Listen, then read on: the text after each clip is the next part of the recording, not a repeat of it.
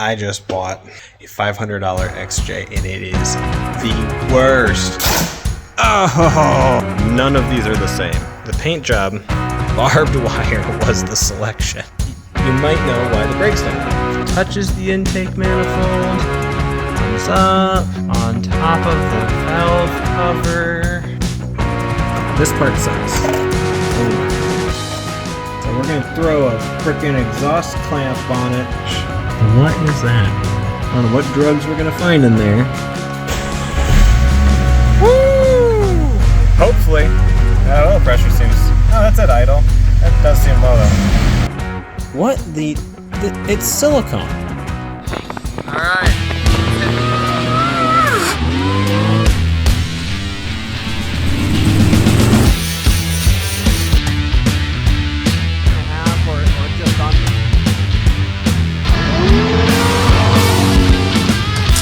Hey guys, welcome back. You're watching Jeep Sheep TV, and I'm Liam. And this is the $500 XJ I bought sight unseen, and it's the worst. But hey, I've released a Anyway, I released a part 1 video where we walked around the Jeep, and thank you for all your comments and all your creative ideas on things that I should do with the Jeep, like take the engine out and put it in that Jeep, or make it cool, or whatever, and tons and 40s and all that nonsense. Well, anyway, so I'm going to be selling the Jeep. Sorry, I'm not keeping the powertrain. I'm not swapping things out. I'm probably selling it because I went out and spent all of my monies and bought another car. I bought a Subaru, and it's... I'm naming it the Salt Spray Subaru because it's like in great shape, except for the fact that it has been parked on a freaking salt mound its entire life apparently, and underneath it's just destroyed. But it's got a stick shift, and you can, and that's why I bought it, so I could do stick shift things. So anyway, I'm out of money, and this guy's got to go. If you're really determined in me saving this pile of junk, then you'd have to pay me to keep it. So, open to that idea, but I highly doubt that nonsense. Oh, yes. Let's get into it. Okay, so in order to make this guy go away, I need to make sure that it runs, drives, and stops. And right now it runs, drives, but doesn't stop. And so that's what this video is going to be about, is making it stop. We're going to start up top. Here, we're running new brake lines and all of that nonsense. Yeah. This one cracks me up a little bit. Speaking of more brake line routing. So this is the brake line that ran into the back. They did pretty okay. They went around this cross member. Oh, that's my brake line. They had it attached here. That was pretty good. And attached there, that was good. And they routed it almost on the correct side of the e-brake thingy, and they did put it into the fitting at the back, but I love how instead of going up that way, they went up this way, and they were rubbing the front drive shaft right here. Oh my gosh, why did your rear brakes fail? Well, I don't know. I was rubbing the front drive shaft, also the shifter linkage. That is less of a problem. This, it's so dumb. Oh, geez. There's this wire harness here. It's probably for like the fuel pump or something. They ran the brake line through that wire harness, which was basically attaching it to the rear axle. I don't think the rear axle had enough wheel travel to rip that thing off of there, but could have. Dang. What? Why do you need an adapter right there? You got all of the other connections right. Why do you need an adapter right there? What did you do? Well, I hope that wheel cylinder's right. Oh, jeez. Also, check this out. That's a nice long bolt.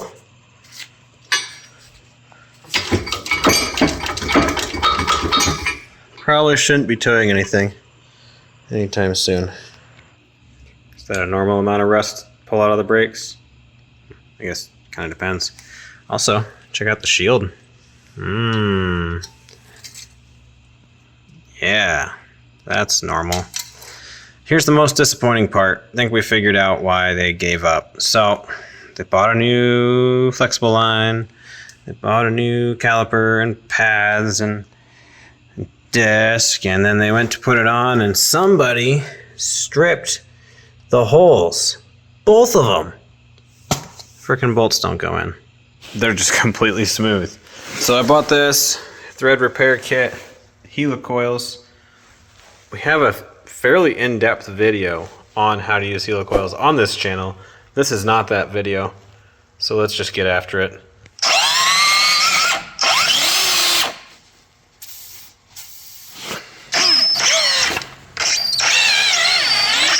Hard to hold on to with one hand.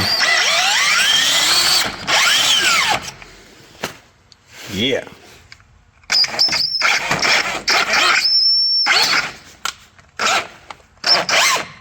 Dude, doing this with one hand while holding a camera is stupid.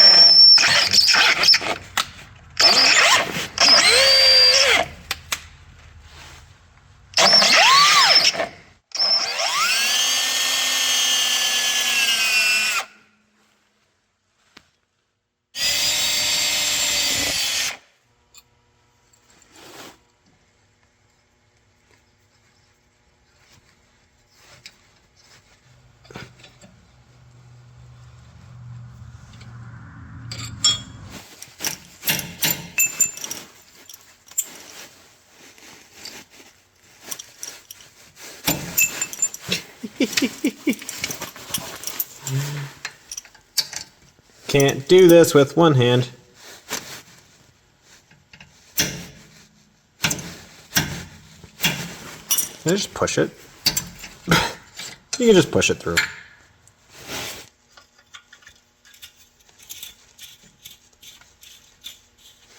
Dude, that was the easiest thing. Oh my gosh. Crazy. Haha, the side with the brand new rotor and caliper and pads is done. The other side looks like crap, but this side is done, and look at that new line. Yeah. Let's have a look at the rear brakes. So they look fine.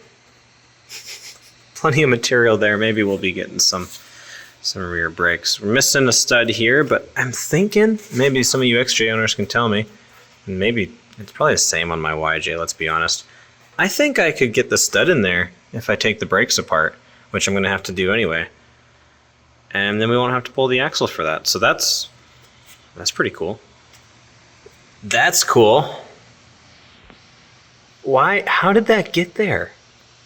Is that a thing that can happen? How did that get there? How come I can't focus on it? There you go, look at that. That's insane. The bottom leaf is broken. Right there. See, there he is on the front. And there he is on the back, broken. But at least it's not in the middle or anything. And you got nice coverage on the mounting surface, so that's fine.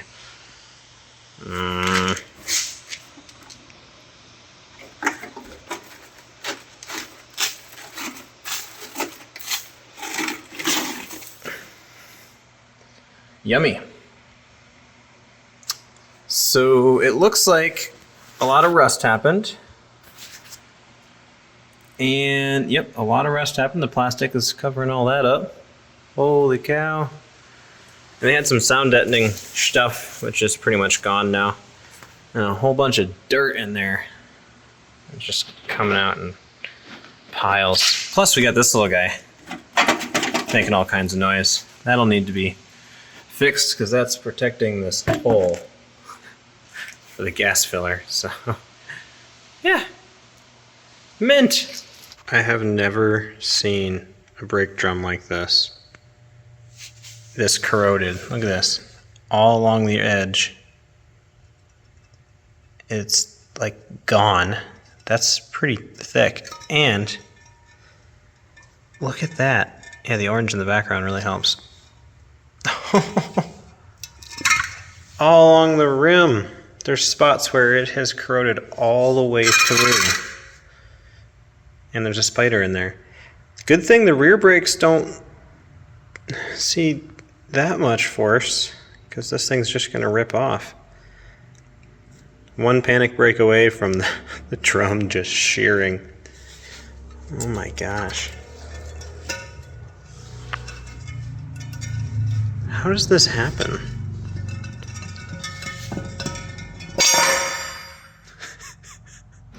Oh my gosh, I cannot make this up. This is just too good to not share. Okay, so, you know how I said that they broke off the bolt in the back of this? That's untrue. I just couldn't see very well. See, there's clearly a hole for the other bolt to go in here. Also, fun fact, I did some research in with a thread checker, and that's a 1/4-20 bolt, which is like probably the most common, easy to, whatever. They're super common. Also, why is this Jeep not using metric when it's a 2001? I really don't know. The brake lines were also 3/8, which was confusing because a lot of things are metric, but that's not the point. The point here is that this guy here is missing a bolt, and it had one bolt in it holding it on.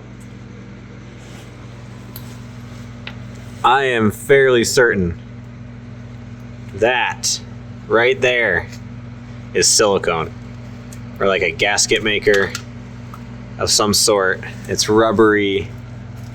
I am pretty sure that someone gasket makered this on. Now maybe I'm an idiot and that's a normal thing to do to try and keep water and stuff out of the brake caliper, drum, even though it could definitely get in there. Maybe that's a thing, or my more favorite theory, most favoritist, is that they didn't have a bolt, so they just threw gasket maker on there in hopes that it would glue it on with the addition of the other bolt. Tell me what you think. Oh man, that's gold. Okay, still fighting with this guy here. It's been a little while. So the reason why we took this off in the first place is because the bleeder screw is broken off. Now there's a hole there. There wasn't a hole there a minute ago. I've done a lot of fighting to make this hole, and you can see here that they had an extractor bit, and that broke off too. That broke off in there. So we're not going to repeat their mistake and use the extractor bit. Now I was trying to drill and extract myself, and I couldn't because the extractor bit is hardened and it wouldn't let me drill. But now that it's gone, this nice soft metal remains, and I did this on the YJ because I'm dirt cheap. I'm terrible, and I refuse to spend money on things. Get my value out of freaking everything. Anyway, so what you do is you look on your little tap guide and you find the thread for this little dude, and you drill it out with that drill bit, and then you retap the threads, and the hole at the bottom will reappear. Yeah, I'll show you. Oh man, you're learning all sorts of stuff you never cared to know. Okay, so that is the tip of the that guy, bleeder, and you can see there's the hole that the fluid goes into. And yeah, so the drill bit, 17/64, perfect size, pulled out the tip. She pulled it right on out. Whoop! And you can even see the threads are kind of, you can kind of see the threads in there. We're just going to run the tap through. It's going to recut those, and ba-boom. See? Would I lie to you? Now, there's a chance that that might not have been the 7/16 or whatever size this is. Felt a little loose, but it does tighten up, and you don't need to tighten it very much, so we're going to call that a win. Anyway, maybe double check that. I just pulled this out of what's available in the parts bin, but hey, now you know how to do whatever the heck that was.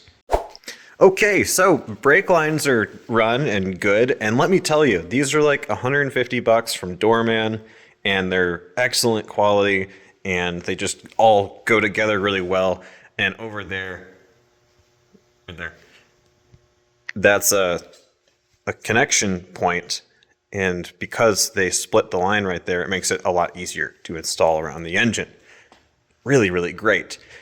Got all of these put in, super easy. Didn't have to run my own lines, didn't have to rub any drive shafts or valve covers or any of that nonsense. And then we get to the proportioning valve and stuff just wouldn't thread in. So let's look at that. Okay, we're gonna investigate this real quick. Now I haven't taken enough of these apart to tell you if this is right or not, but there's a lock washer in there. So I'm pretty sure that's what that is. I don't remember there being one of those in the last one I looked at. Yep. It's 2 lock washers and what appears to be some kind of RTV. And it's pretty frickin' mangled on the inside. Oh boy. So apparently I didn't film this part, but here you go. This guy right here, this is an adapter, like a from the factory adapter to the back of the proportioning valve, this guy here. And what we were seeing was, see how this adapts from big to little? Well, they had that fitting in the back here and found that the threads sort of matched. But because this adapter is like a conical shape at the end of it, and it's not, you know, your normal looking flat-ended nonsense, they just threw lock washers and silicone in there. That's what we were seeing. And then they threaded in their larger doohickey in hopes that it would work.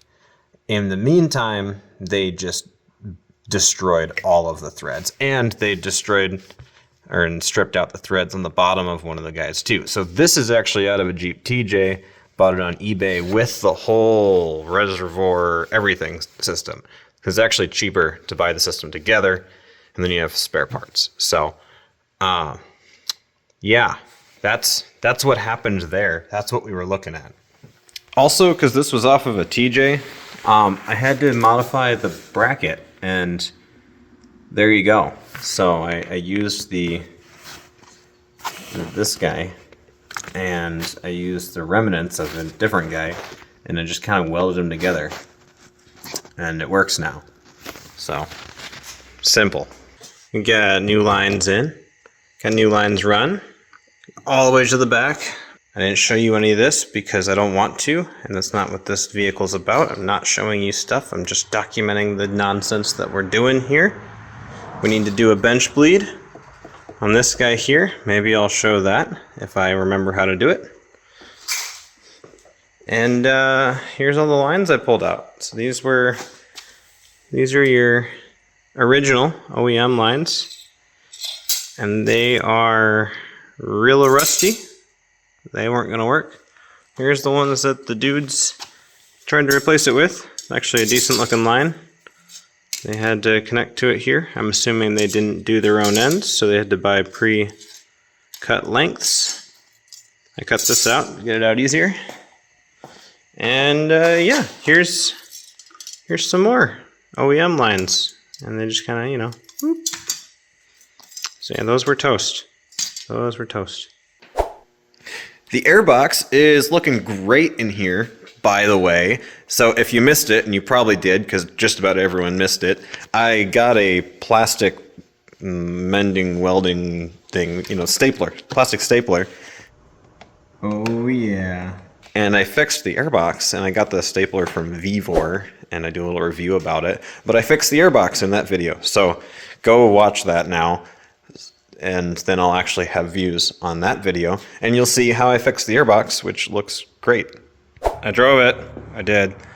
With the brakes, and they're bad because, well, I didn't change the brake hardware, I just got the fluids to it. Well guys, I think I figured out why we've got no oil pressure. Because you see, this guy here, I'm pretty sure that goes to the oil pressure sensor. I'm pretty sure that was the oil pressure sensor. And you can see here, there's no rest of it to connect to that guy. So we probably don't have oil pressure because we probably aren't measuring oil pressure because we're not even connected. It's not even like a bad sensor. It's just not even there. Huh. Well, I'm going to put a new one in and hopefully that's all it was. Woohoo! We have oil pressure! Because we have an oil pressure gauge now. La la la la la la. La la la la la la la. See? Well, guys, thanks. Like, share, subscribe, all that nonsense. Next video, we're going to be talking about wiring, and that's where this thing really takes the cake at being a complete pile of garbage. So stay tuned for that. Comment down below anything you want. What the heck is going on with this thing? What do you need to see on this Jeep before this Jeep goes away? And how mad at me are you for me, buying the Subaru? How mad at me are you for Subaru, right? Okay, it's over there. So yeah, comment down below. Show me some love. Show me some anger or something. I don't know. And thank you for being here.